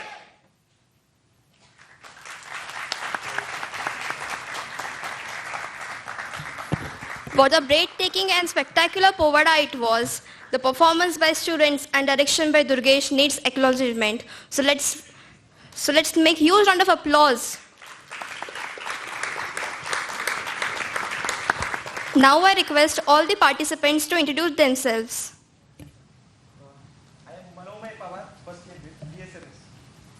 मावळा आदित्य सुबोध गुजर फर्स्ट इयर BSMS. मावळा Sumant Chopde BSMS fourth year. Raiba Ojas Patil BSMS first. नृत्य दिग्दर्शक व समन्वय दिग्दर्शक Durgesh Sarone BSMS second year. Jiva Mala Piyush देवते BSMS फर्स्ट इयर. माता समीक्षा मंदिर BSMS first year. Chhatrapati Shivaji Maharaj Vishal Nayak BSMS first year.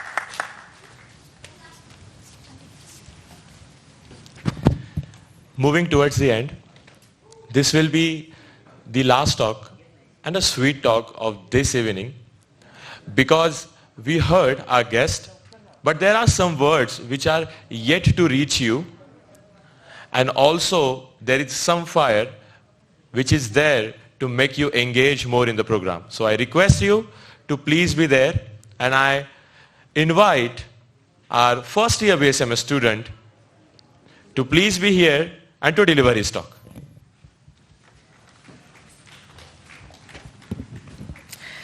नमस्कार, मी प्रज्वल मंगल. सर्वप्रथम मी कुळवाडी भूषण, भूमिपुत्र, पराक्रमी, प्रतिभासंपन्न, क्षत्रिय कुलावतंश, महाराष्ट्राच्या अस्मितेचे मानबिंदू, उदार, संयमी, मानवतावादी, serve any shahi, to maintain the pleasure of any court, and for that to surrender the self-respect and gain a piece of land as a reward and feel blessed for life. Rajmata Ma Sahib Jijau, the mother of Chhatrapati Shivaji Maharaj, and Shahaji Raje Bhosle, the father of Shivrai, first envisioned Swaraj. Then Shivrai, with his timeless efforts and persistent work, made it a reality. Shivrai was not alone in building a state. There were few others too. But the image, the position Shivrai has in the public mind is unmatched by anyone. So why was Shivaji Maharaj different? What was the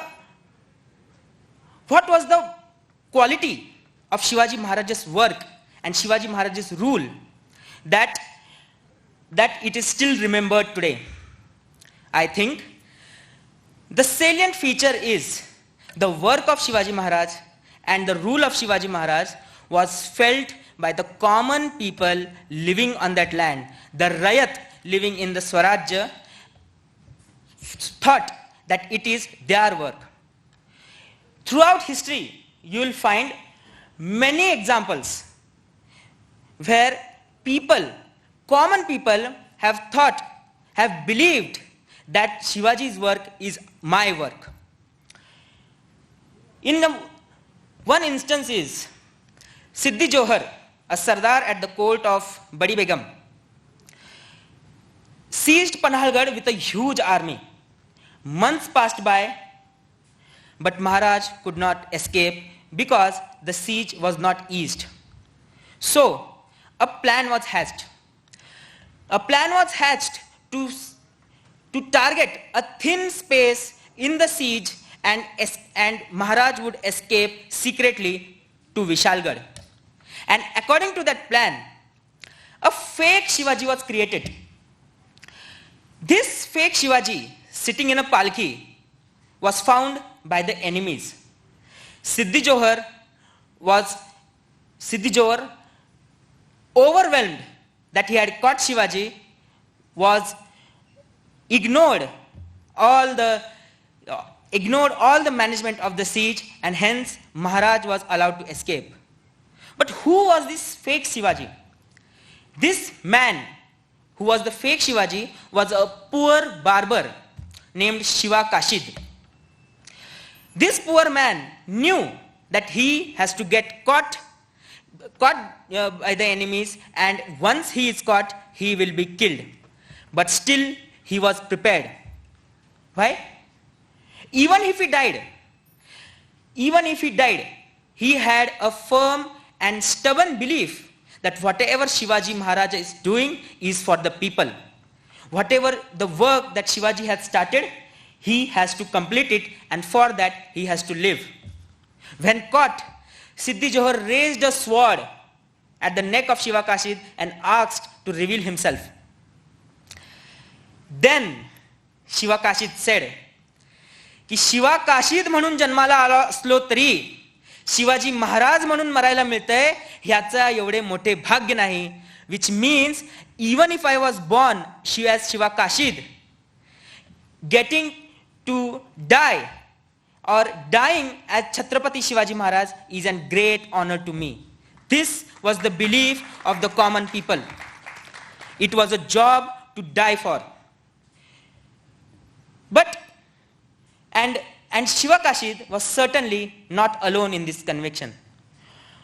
And one more important point to note is that the soldiers fighting on the battlegrounds helped in the work of Shivaji Maharaj, but the common people also contributed in Swaraj. Shivaji Maharaj was able to create a feeling of compassion, of inclusivity and pride in the people. And this is what makes Shivaji Maharaj different.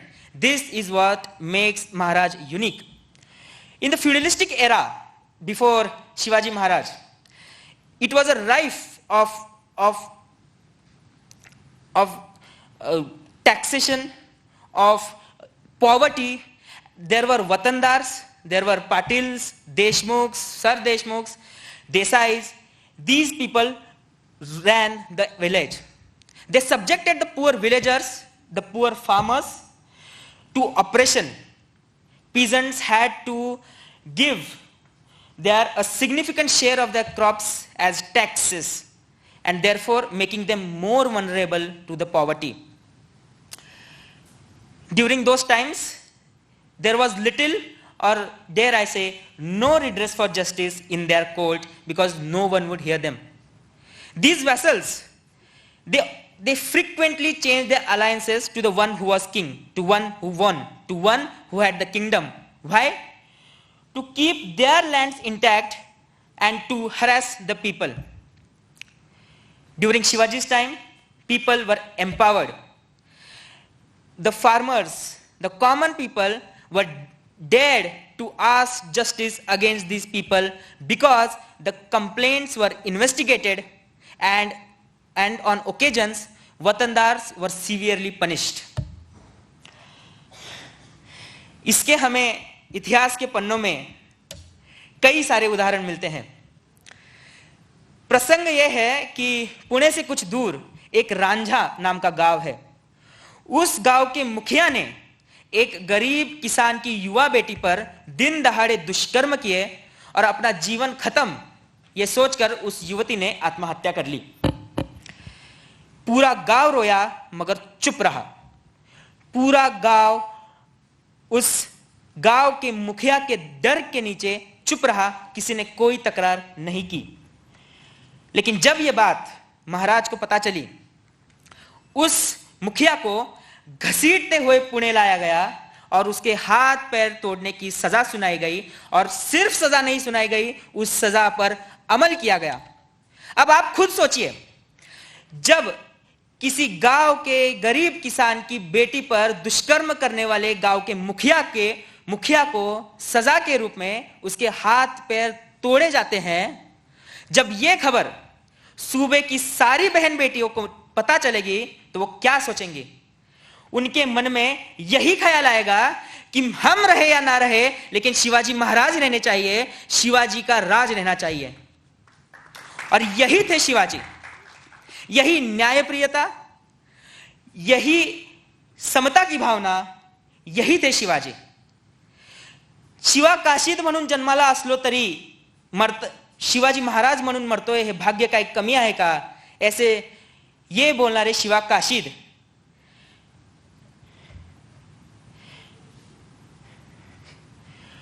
आधी लगीन कोंढाण्याचं, मग लगीन रायबाचं, अपने बेटे की शादी छोड़कर शिवाजी के लिए कोंढाणा, जो आज का सिंहगढ़ किला है, उसे जीतने निकले तानाजी मालुसरे. और लाख मेला तरी चालतील, पण लाखांचा पोशिंदा मात्र जगला पाहिजे, ऐसा कहने वाले बाजी प्रभु देशपांडे, ये लोग महाराज के साथ इसी गुणों की वजह से जुड़े, इसी उनके तरीकों की वजह से जुड़े. आज भी उनके महाराज के जन्म के 394 वर्ष बाद भी हम उनका नाम गर्व से लेते हैं, क्योंकि वो इन्हीं गुणों पर उन्होंने अमल किया और उन्होंने स्वराज्य लाया.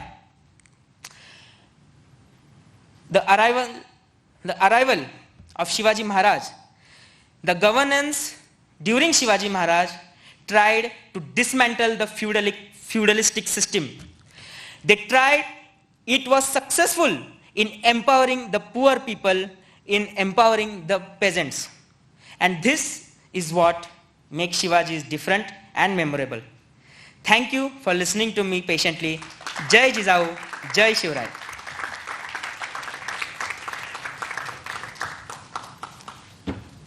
Thank you so much, Prajwal. Now I would like to invite our faculty coordinator, Dr. Aparna Deshpande ma'am, to please give the vote of thanks for the audience.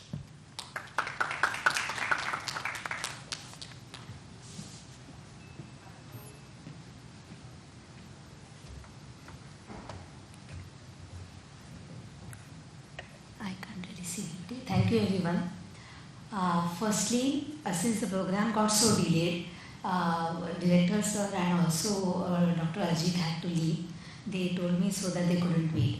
So let's begin first by thanking our chief guest, Dr. Ajit Joshi. Can we have a round of applause, please?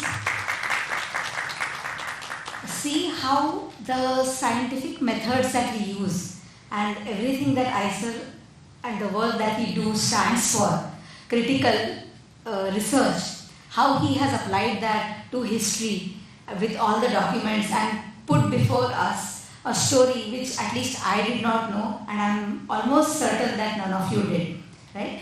So we should thank him once again for this such an enlightening speech.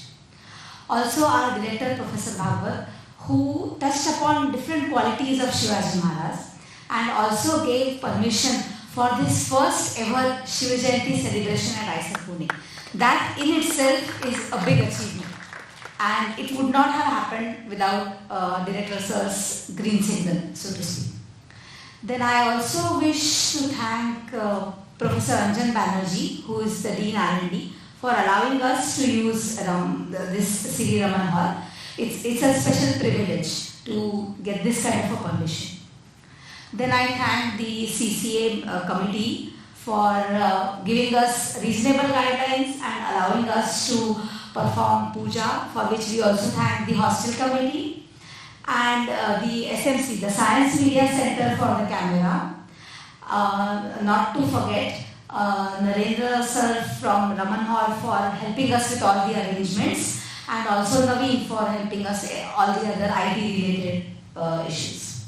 Now, last but not the least, I really want to congratulate each and every member of the Maay Marathi Club. This is outstanding. I have no other words to say this. You know, despite firstly having the will to celebrate something like this, then secondly taking up the ownership of the entire event so spectacularly. This I am really proud of all of you. Okay, and then amidst all your the circus that you students also do with the coursework, with the assignments, with the quizzes, and then managing to put together something like this, I really appreciate you. And finally, without our history, without our culture, our life, no matter what we do, stands less enriched. So, thank you very much for bringing this out up front, that our history and our culture is something to be proud of, and we take pride in this and we celebrate our heroes. The challenges today would be different, but certain universal qualities that Shivaji Maharaj had are applicable today in our own personal lives and in our social lives that we continue to live. Once again, a big round of applause for the Maay Marathi Mandal, and thank you very much. Have a good evening and a spectacular Holi celebration. Thank you.